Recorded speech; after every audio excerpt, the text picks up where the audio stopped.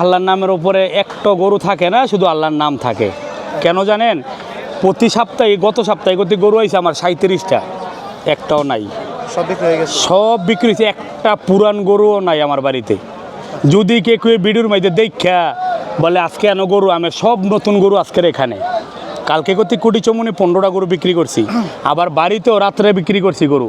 এরপরও ফোনে আবার বেচা কিনি হইতাছে, কিনতেছি ব্যস্তাছে। এই যে গরুগুলো এডি করতে কালকে আসিল না মাল, এই মাল আইছে আপনার সকাল 3:30 বাজে। এই মালগুলো আইছে না না না, যেমন আমরা ব্যবসা করি, যেমন সব ব্যাপারীর সাথে তো আমাদের কন্ট্যাক্ট আছে।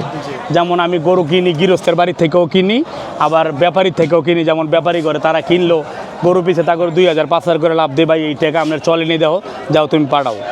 আমার কথা হচ্ছে আমি ওর পর্চা মতো হইলো আমি আনি, কারণ আমারও তো ব্যস্ত হবে, আমি তো এটা খামু না ভাই। তো এর জন্য আমি যদি 10,000 করে কমে রেডি আনতে পারি, তো আমি 5,000 করে লাভ ধরে দিমু, জানি মানুষ না ঠগে।